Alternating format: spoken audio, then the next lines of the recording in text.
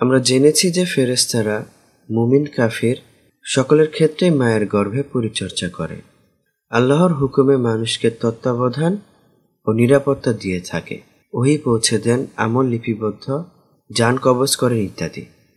কিন্তু ফেরেশতাদের কিছু কর্তব্য আছে যা কেবল মুমিনদের সাথে সম্পৃক্ত, এবং কিছু কর্তব্য আছে যা কেবল কাফির ও ফাসিকদের সাথে সম্পৃক্ত।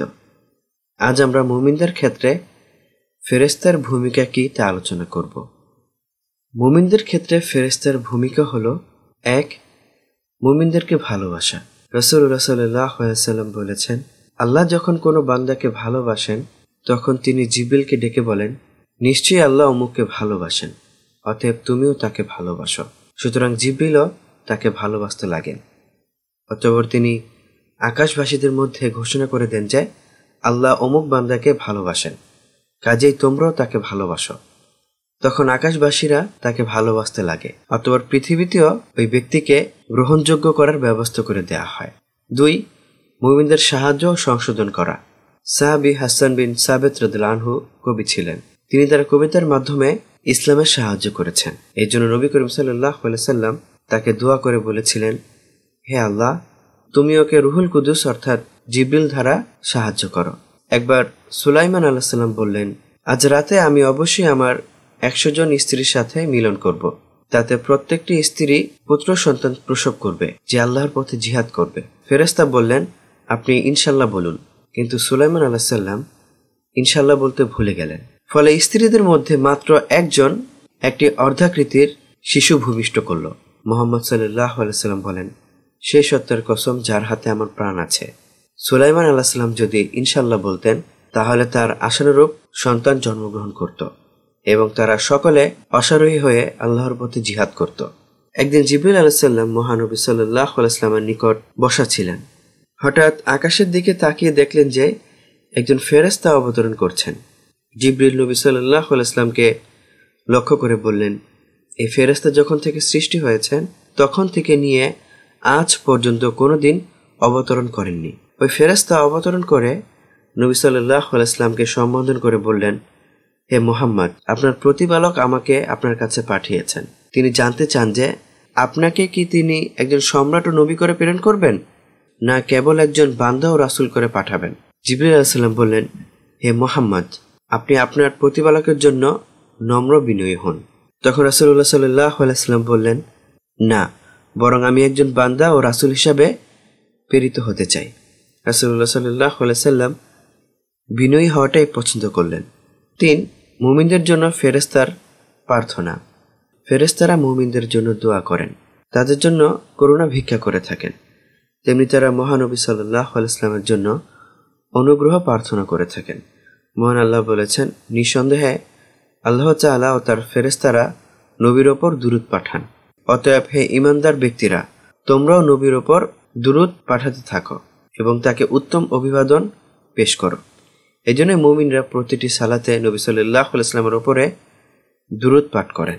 তেমনি ফেরেশতারা মুমিনদের জন্য অনুগ্রহ প্রার্থনা করে। আল্লাহ বলেন, মহান আল্লাহই তোমাদের ওপর অনুগ্রহ বর্ষণ করেন। তার ফেরেশতারাও তোমাদের জন্য আল্লাহ তাআলার ক্ষমা চেয়ে তোমাদের ওপর অনুগ্রহ করেন, যাতে করে আল্লাহ তোমাদের অন্ধকার থেকে ইসলামের আলোর দিকে বের করে আনতে পারেন। প্রকৃতপক্ষে আল্লাহ তাআলাই হচ্ছেন মুমিনদের জন্য পরম দয়ালু। এখন কোন কোন মুমিনের জন্য ফেরেশতারা দোয়া করে? প্রথমত, মানুষকে সৎ শিক্ষাদানকারী শিক্ষক। মহানবী সাল্লাল্লাহু আলাইহি সাল্লাম বলেছেন, নিশ্চয়ই আল্লাহ তার ফেরেশতাগণ এবং আসমান জমিনের অধিবাসীরা, এমনকি গর্তের পিঁপড়া এবং পানির মাছ পর্যন্ত সেই ব্যক্তির জন্য দোয়া করে যে মানুষকে কল্যাণকর জ্ঞান শিক্ষা দেয়। তারপর জামাতে নামাজের জন্য অপেক্ষামান ব্যক্তি। রাসূলুল্লাহ সাল্লাল্লাহু আলাইহি সাল্লাম বলেছেন, যে ব্যক্তি নামাজ পড়ার পর নিজ জায়গায় ওযু সহকারে অবস্থান করে, ফেরেশতাবর্গ তার জন্য দোয়া করেন। তারা বলেন, হে আল্লাহ, ওর প্রতি অনুগ্রহ করো, হে আল্লাহ, তুমি ওকে রহম করো। আর সেই ব্যক্তি ততক্ষণ নামাজের মধ্যেই থাকে যতক্ষণ সে নামাজের প্রতীক্ষা করে। তারপর হচ্ছে যে ব্যক্তি ফজর ও এশার সালাত জামাতে পড়ে। যারা প্রথম কাতারে দাঁড়ায় তাদের জন্য ফেরেশতারা অনুগ্রহ প্রার্থনা করে থাকেন। যারা কাতার মিলিয়ে দাঁড়ায়, ফাঁকা বন্ধ করে, যারা সেহরি খেয়ে রোজা রাখে, তাদের জন্য ফেরেশতা দোয়া করতে থাকেন। যারা নবী সাল্লাল্লাহু আলাইহি ওয়াসাল্লামের প্রতি দুরূদ পাঠ করেন, তাদের জন্য ফেরেশতারা দোয়া করেন। রাসূলুল্লাহ সাল্লাল্লাহু আলাইহি ওয়াসাল্লাম বলেছেন, যে ব্যক্তি আমার ওপর যত দুরূদ পাঠ করবে, ফেরেশতারা তার জন্য তত ক্ষমা প্রার্থনা করতে থাকবে। সুতরাং বান্দা চাহে তা কম করুক অথবা বেশি করুক।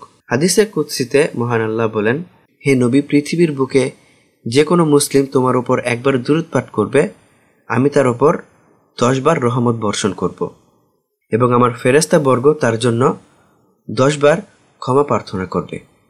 যারা রোগী দেখতে যায় তাদের জন্য ফেরেশতারা, যে ব্যক্তি কোনো দ্বীনী ভাইয়ের সাথে সাক্ষাৎ করতে যায় তার প্রতিও ফেরেশতারা দোয়া করেন।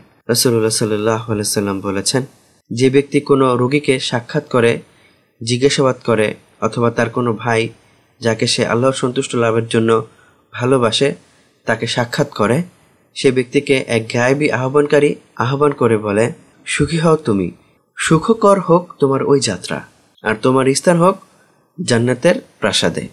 যে ব্যক্তি ওযু অবস্থায় ঘুমায় তার জন্য ফেরেশতারা ক্ষমা প্রার্থনা করেন।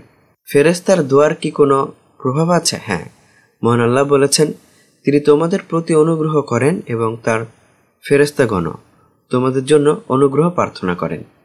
মহান আল্লাহ বলেছেন, তিনি তোমাদের প্রতি অনুগ্রহ করেন এবং তার ফেরেশতাগণ তোমাদের জন্য অনুগ্রহ প্রার্থনা করে, যাতে তিনি অন্ধকার হতে তোমাদেরকে আলোতে আনয়ন করেন, আর তিনি বিশ্বাসীদের প্রতি দয়ালু। এই আয়াতে মহান আল্লাহ ফেরেশতাবর্গের নিকট মুমিনদের প্রশংসা করেন এবং ফেরেশতাবর্গ তাদের জন্য দোয়া ও ইস্তেগফার করেন, আর তার প্রভাবে তারা হিদায়াত পায়, সুপথ পায়। কুফরি ও শিরকের অন্ধকার থেকে মুক্তি পেয়ে ঈমানি আলোর দিশা পায়। 4. মুমিনদের দোয়ায় আমিন বলা। মুমিন যখন দোয়া করে কোনো কোনো সময় ফেরেশতা তার দোয়াতে আমিন বলেন, আর তখন তা বেশি কবুলযোগ্য হয়। রাসূলুল্লাহ সাল্লাল্লাহু আলাইহি ওয়াসাল্লাম বলেন, অনুপস্থিত ভাইয়ের জন্য মুসলিমের দোয়া কবুল করা হয়। তার মাথার কাছে নিযুক্ত এক ফেরেশতা থাকেন। যখনই সে তার ভাইয়ের জন্য কোনো মঙ্গলের দোয়া করে, তখনই উক্ত ফেরেশতা বলেন আমিন। আর তোমার জন্য অনুরূপ। অর্থাৎ আপনি কোনো এক মুমিন ভাইয়ের জন্য দোয়া করলেন, হে আল্লাহ, তুমি অমুকের দুঃখ কষ্ট দূর করে দাও, কিংবা তাকে সম্পদশালী বানিয়ে দাও, রোগ মুক্তি করে দাও, তখন আপনার সাথে সাথে ফেরেশতারাও আমিন বলেন। এবং আপনি যা অন্যজনের জন্য দোয়া করেছেন, ফেরেশতা আপনার জন্য এসব দোয়া করেন। তেমনি মরণপণ রোগীর সামনে দোয়া করলে ফেরেশতা আমিন বলে থাকেন। মহানবী সাল্লাল্লাহু আলাইহি ওয়াসাল্লাম বলেছেন, যখন তোমরা কোনো রোগী বা মরণাপন্ন ব্যক্তির নিকট উপস্থিত থাকবে, তখন ভালো কথাই বলো, কেননা তোমরা যা বলবে তার উপর ফেরেশতাবর্গ আমিন বলবেন। 5. মুমিনদের জন্য ইস্তেগফার করা। বড় খুশির বিষয় ও সৌভাগ্যের কথা যে ফেরেশতারা পৃথিবীর বুকে বসবাসকারী মুমিনদের জন্য ক্ষমা প্রার্থনা করে থাকেন। মহান আল্লাহ বলেছেন, যারা আরশ ধারণ করে আছে এবং যারা এর চারপাশে ঘিরে আছে, তারা তাদের প্রতিপালকের পবিত্রতা ও মহিমা প্রশংসার সাথে ঘোষণা করে এবং তাতে বিশ্বাস স্থাপন করে এবং বিশ্বাসীদের জন্য ক্ষমা প্রার্থনা করে বলে, হে আমাদের প্রতিপালক, তোমার দয়া ও জ্ঞান সর্বব্যাপী। অতএব যারা তওবা করে ও তোমার পথ অবলম্বন করে, তুমি তাদেরকে ক্ষমা করো এবং জাহান্নামের শাস্তি হতে রক্ষা করো। হে আমাদের প্রতিপালক, তুমি তাদেরকে স্থায়ী জান্নাতে প্রবেশ দান করো, যার প্রতিশ্রুতি তুমি তাদের দিয়েছ, এবং তাদের পিতামাতা, পতিপত্নী ও সন্তান সন্ততিদের মধ্যে যারা সৎ কাজ করেছে তাদেরকেও জান্নাত প্রবেশের অধিকার দাও। নিশ্চয়ই তুমি পরাক্রমশালী, প্রজ্ঞাময়। এবং তুমি তাদেরকে শাস্তি হতে রক্ষা করো। সেদিন তুমি যাকে শাস্তি হতে রক্ষা করবে তাকেই তো তুমি বড় বেশি দয়া করবে, আর এটাই হচ্ছে সেদিনের সবচাইতে বড় সাফল্য। 6. দ্বীনী ইলম ও তালেবে ইলমের প্রতি ফেরেশতাদের শ্রদ্ধা। রাসূলুল্লাহ সাল্লাল্লাহু আলাইহি ওয়াসাল্লাম বলেছেন, নিশ্চয়ই আল্লাহর কিছু ফেরেশতা আছেন যারা রাস্তায় রাস্তায় ঘুরে ফিরে আহলে জিকির খুঁজতে থাকেন। অতঃপর যখন কোনো সম্প্রদায়কে আল্লাহ আযজা ওয়া জাল জিকিররত অবস্থায় পেয়ে যান, তখন তারা একে অপরকে আহ্বান করে বলতে থাকেন, এসো তোমাদের প্রয়োজনের দিকে। সুতরাং ফেরেশতারা উপস্থিত হয়ে তাদেরকে নিজেদের নিচের আসমান পর্যন্ত বেষ্টিত করে ফেলেন। রাসূলুল্লাহ সাল্লাল্লাহু আলাইহি ওয়াসাল্লাম বলেছেন, যখনই কোনো সম্প্রদায় আল্লাহর ঘরসমূহের মধ্যে কোনো এক ঘরে একত্রিত হয়ে আল্লাহর গ্রন্থ কুরআন পাঠ করে, তা নিয়ে পরস্পরের মধ্যে অধ্যয়ন করে, তাহলে তাদের প্রতি আল্লাহর পক্ষ থেকে প্রশান্তি অবতীর্ণ হয়। এবং তাদেরকে তার রহমত ঢেকে নেয়, আর ফেরেশতাবর্গ তাদেরকে ঘিরে ফেলেন। আল্লাহ স্বয়ং তার নিকটস্থ ফেরেশতা মণ্ডলীর কাছে তাদের কথা আলোচনা করেন। 7 জুমার দিন উপস্থিতির হাজিরা গ্রহণ। কিছু ফেরেশতা জুমার দিন মুমিনদের জন্য হাজিরা খাতায় হাজিরা নোট করেন, প্রথম, দ্বিতীয়, তৃতীয় এভাবে। মহানবী সাল্লাল্লাহু আলাইহি সাল্লাম বলেছেন, জুমার দিন এলে মসজিদের প্রত্যেক দরজায় ফেরেশতা খাড়া হয়ে যান, অতঃপর তারা প্রথম, দ্বিতীয় লিখতে থাকেন। পরিশেষে যখন ইমাম মিম্বরে বসেন তখন ফেরেশতারা খাতা গুটিয়ে নেন এবং খুতবা শুনতে মসজিদের ভেতরে এসে যান। 8 পালাক্রমে ফেরেশতারা নামাজে উপস্থিত হন। আমাদের নামাজের সময় নির্দিষ্ট ফেরেশতা উপস্থিত হন। তারা ইলম ও জিকিরের মজলিসে উপস্থিত হন, জুমুয়া ও জামাতেও হাজির হন। একদল আগমন করেন, অন্য দল প্রস্থান করেন। ফজর ও আসরের নামাজের সময় তারা সমবেত হন। 9 কুরআন তিলাওয়াতের সময় ফেরেশতা অবতরণ করেন। 10 মহানবী সাল্লাল্লাহু আলাইহি ওয়াসাল্লামকে সালাম প্রদান। 11 মুমিনদেরকে বিভিন্ন বিষয়ে সুসংবাদ দিতেন, যেমন ফেরেশতারা ইব্রাহিম আলাইহিস সালামকে পুত্র সন্তানের সুসংবাদ দিয়েছিলেন, জাকারিয়া আলাইহিস সালামকে সুসংবাদ দিয়েছিলেন, খাদিজা রাদিয়াল্লাহু আনহাকে সুসংবাদ দিয়েছিলেন। 12 স্বপ্নে রাসূলুল্লাহ সাল্লাল্লাহু আলাইহি ওয়াসাল্লামকে দেখা দেওয়া। 13 নেক লোকদের জানাজায় ফেরেশতারা অংশগ্রহণ করেন। 14 মক্কা মদিনাকে দাজ্জাল থেকে রক্ষা করতে তারা পাহারা দেবেন। 15 ঈসা আলাইহিস সালামের সাথে ফেরেশতারা অবতরণ করবেন। 2 জন ফেরেশতার ডানাতে হাত রেখে দুনিয়ার বুকে পুনরায় ঈসা আলাইহিস সালাম দামেস্কের পূর্বে সাদা মিনারের নিকট অবতরণ করবেন। 16 শাম দেশের ওপর ফেরেশতার ডানা বিছানো থাকবে। রাসূলুল্লাহ সাল্লাল্লাহু আলাইহি ওয়াসাল্লাম বলেছেন, শামের জন্য কতই না কল্যাণ। সাহাবাগণ বললেন, হে আল্লাহর রাসূল, তা কেন? তিনি বললেন, যেহেতু দয়াময় আল্লাহর ফেরেশতারা তার উপরে ডানা বিছিয়ে আছেন। 17 ফেরেশতার কথা ও বান্দার কথা একাকার হলে গুনাহ মাফ হয়।